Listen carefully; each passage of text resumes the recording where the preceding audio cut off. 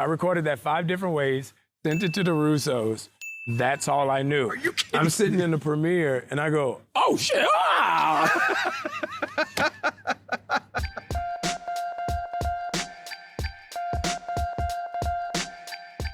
All right, so you are tasked with building the Avengers. But we're gonna do it fantasy football style. Okay. Who is the consensus #1 pick? Incredible Hulk. Incredible Hulk? Incredible All right. Hulk. Consensus #1 pick. Ooh, Captain America. Okay. Well, which version of Captain? Sam Wilson. Where does Tom Holland fall? 3rd off the bench. 3rd? He's a top 5 pick. Okay. Yeah, he's a lottery pick for sure. He's someone you trade up for the draft for. I can see that. You know? Give away some Yeah. assets. And now I'm thinking of him. Yeah, actually, that Luka trade.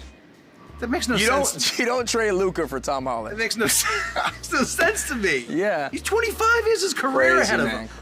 It's like trading Sam Wilson for Joaquin Torres. He's AD. He's win now mode. Right. But LA's got Joaquin Torres now. That's true, they do. I love it. And Sebastian Stan, where's he getting drafted? Oh, he's definitely in the top 2. Top 2? Yeah, All right, yeah. Hulk and then Sebastian Stan. Yeah. All right, I love it. Yeah, I feel like the Winter Soldier is, he's more of a ground athlete. He's a ground and pound, So you need him down there when me and Hulk up, like flying around and busting people up. And Hulk's the muscle. I'm the air patrol. And Sebastian, he's the ground and pound. And when the roster is injury plagued, you look down the bench to Holland. Yeah, you're in, Tap kid. him in. Gotcha. Watch yourself. You're not Steve Rogers. You're right. I'm not.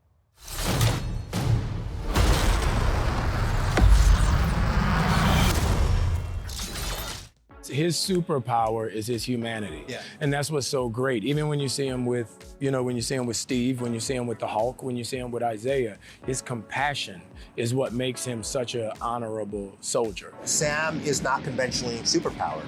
He's a guy who has to use his heart, his mind, and his soul as his primary, tools to execute his job as Captain America. But I love that because it proves that everybody has the capacity to be heroic. And that's what's so beautiful, I think, about the character. Seeing, Sam Wilson is a dude who went out for a jog, ran into his hero, became partners with his hero, saved the world, and became Captain America. Like, that is the American dream, you know what I mean? So it's just seeing that and seeing him is very important to remember that he's all of our Captain America. Like, he's the best part of all of us. Did you guys ever make a run at Harrison before this role opened up? We didn't. No? We didn't. I mean, Kevin was skeptical, but Harrison jumped at the chance for 2 reasons, I think. One, he also is a massive Bill Hurt fan and wanted to continue the legacy of the character because he felt like the work Bill had done was really good. Yeah.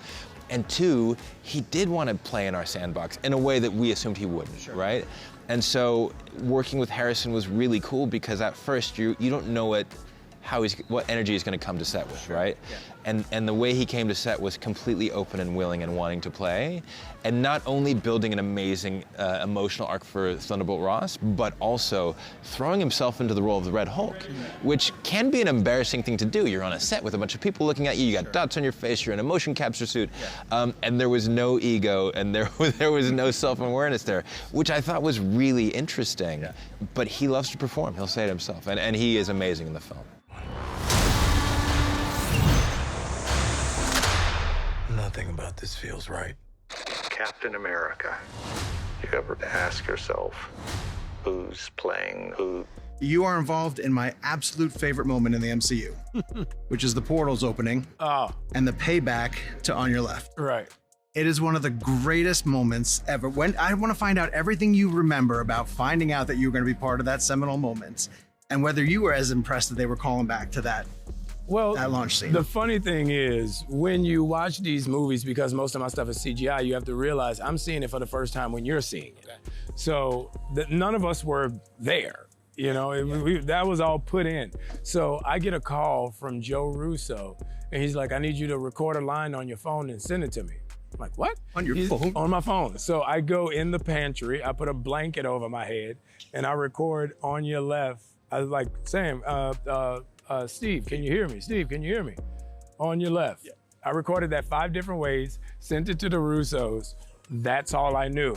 I'm sitting in the premiere and I go, oh shit, ah! That's all I knew. That's incredible. Yeah. It's such an incredible moment. It's one of the best audience moments I've ever seen. I can look around the MCU right now and see a lot of references to the X-Men. Yes. You guys have brought them into the fold Yes. kind of rapidly and yet at a time when we weren't expecting it. How deliberate was all that and that planning and pulling that off? Very deliberate, and it, you know, obviously when Disney bought Fox, not to get into business stuff, but we started to have more access to those ideas. Yeah. So now we can use the song over Kamala Khan at the end of Miss Marvel. You can start to, again, just give people glimpses and say, hey, we know, it's coming. Bear with us. And obviously Deadpool and Wolverine, the floodgates get to be open all of a sudden, but that doesn't mean that that's gonna be what the X-Men feel like when they do get here. Right. We just wanna say that they're coming. Nate, what is your day like when Denzel mentions he's going to be in Black Panther 3? What's the rest of your work day like? It's a phone call from Ryan Coogler saying, did you see what he said?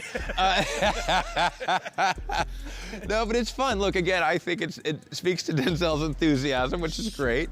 We're so early days there because Ryan has been finishing Sinners, his film, which is going to come out in May, which is going to be super exciting. That trailer was amazing. And so it's a little cart before the horse because we don't really know what that movie is. Sure. But again, I think it speaks to, again, both Denzel's passion, I think our fans' passion to pick up on that story and go, oh, I can't wait, you know? And it sort of kicked off a lot of speculation about what that movie is gonna be, none of which is correct, but that's fine.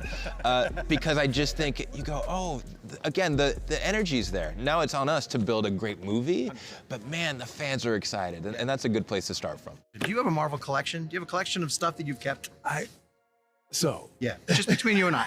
Between you and I. One thing I'm very good at is when I leave set, there are little things that I, pick off of set. Sure. And my prize item. Okay. And I don't know where it came from. I'm sure the props department rented it from somewhere. Right. But it's this piece of rock that somebody hollowed out and made into a desktop lighter. Okay. So it's a huge rock like this, but it has a wick and a lighter in it, so you can flick it and the fire comes out of the rock. Okay. I was like, this is amazing. Gone.